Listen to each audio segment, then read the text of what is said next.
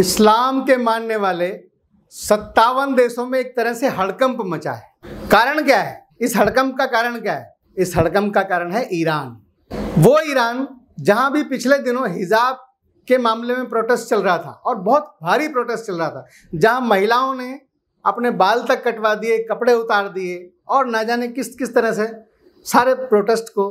लेकिन एक आश्चर्य की बात क्या थी उस प्रोटेस्ट में, पता नहीं आप लोगों ने नोट किया या नहीं, लेकिन मुझे वो ध्यान में आया वो ये था कि वहां महिलाएं जो प्रोटेस्ट कर रही थी, पुरुष उनका समर्थन कर रहे हैं। पत्नी प्रोटेस्ट कर रही है तो पति उसका समर्थन कर रहा है। और क्या कह रहे थे कि हम क्या पहने क्या ना पहने ये शासन तय नहीं करेगा, ये हम तय करेंगे। मैं हिजाब पहनूंगी कि नहीं ये मैं तय करूंगी। ये एक बड़ा मुद्दा ईरान के लिए था जो सारी दुनिया में हलचल मचा रहा था। लेकिन उससे भी बड़ी हलचल तब हुई जब राष्ट्रपति रईसी के सलाहकार मोहम्मद हाज अबू अल कासिम दुलाबी, इन्होंने जो एक बयान दिया, ये बयान बड़ा हलचल मचाने वाला था। उन्होंने कहा कि ईरान की लगभग 60% मस्जिदें बंद हो गई।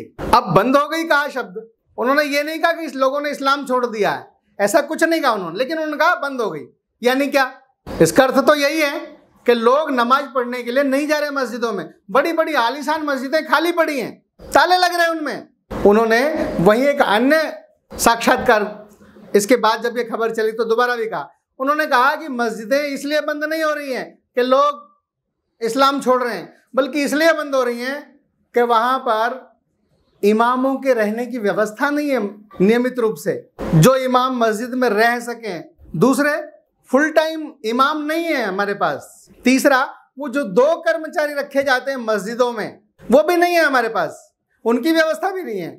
ये भी एक कारण है जिसके कारण से मस्जिदें बंद हो रही हैं, ऐसा उन्होंने कहा। लेकिन मेरे पाकिस्तान का एक फेसबुक फ्रेंड है, उसने कहा कि पाकिस्तान में हर मोहल्ले में मस्जिदें हैं, बड़ी मस्जिदें हैं, और तो और यहाँ जिसके पास थोड़ा ज़्यादा पैसा आ जाता है वो उससे बड़ी मस्जिद बना लेता है, बड़ी सुंदर मस्जिद बना लेता है। होड़ लगी रहती है कि मेरी मस्जिद बड़ी होनी चाहिए उस मोहल्ले से, और उसमें नमाज पढ़ने के लिए तो कभी कभी केवल 2 लोग होते हैं, और कभी कभी तो 5 वक्त की नमाज की जगह 2 ही बार की नमाज पढ़ी जाती है। यानी पाकिस्तान जैसे देश जो इस्लाम के नाम पर भारत से अलग हुआ था, वहां की ये सच्चाई है, तो ईरान तो हो सकता है। ट्वीट भी जो उन्होंने किया था वो ध्यान आ जाएगा आप लोगों को, अगर आप देखेंगे, सर्च करेंगे तो मिल जाएगा आपको। इसका कहने का अर्थ क्या है? हेतु ये है कि धीरे धीरे दुनिया के देश, दुनिया की संस्कृति जो आज अपने चरम पर है, लोग इस्लाम में जो वर्णन है उसको छोड़ना चाहते हैं। आज इंटरनेट की दुनिया है, आज का आधुनिक जीवन है, नहीं जीना चाहते वो उस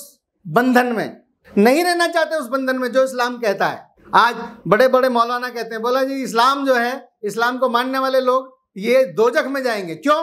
फिल्में देखते हैं, हेयर डाई कराते हैं, भौहें बनवाते हैं, लाली लगाती हैं महिलाएं, आधे कपड़े पहनती हैं, वगैरह वगैरह, बहुत सारे बंधन हैं इनके। तो यानी क्या? जो इन चीज़ों को फॉलो नहीं करता वो इस्लाम को नहीं मानता, अल्लाह में विश्वास नहीं करता इसलिए नहीं मानता, इस्लामिक लोग नहीं है। तो फिर क्या होगा? इसी सारे बंधनों के कारण से ऐसा लगता है कि दुनिया भर में एक क्रांति आई है कि हम इस्लाम के बंधन में रहें या न रहें। और मुझे लगता है कि ईरान इसका पहला कदम चल चुका है। वहीं दूसरी तरफ जैसा खबर आई कि सूडान ने भी शरिया छोड़ दिया, उसने लोकतंत्र को अपना लिया। इसका अर्थ क्या है कि वास्तव में इस्लाम आज के परिप्रेक्ष्य में ठीक नहीं बैठता, सटीक नहीं बैठता, उसकी जीवन शैली आज से मेल नहीं खाती है। इसलिए ज्यादातर लोग इस्लाम से सहमत नहीं हैं और वो उसको फॉलो करने से बचते हैं। इसी कारण से आज ईरान एक दूसरी दिशा में चल पड़ा है। ये खबर जितना मुझे चौंकाती है उतना ही शायद आपको भी चौंकाएगी कि 50,000 मस्जिदें बंद होना 75,000 में से, ये अपने आप में एक अजूबा है, एक जलजला है जो पूरे इस्लामिक जगत को हिलाकर रख रहा है, सोचने पर मजबूर कर रहा है कहीं हम गलत रास्ते पर तो नहीं है। इन्हीं शब्दों के साथ मैं विदा लेता हूं, फिर मिलूंगा किसी अगले वीडियो में। तब तक के लिए नमस्कार।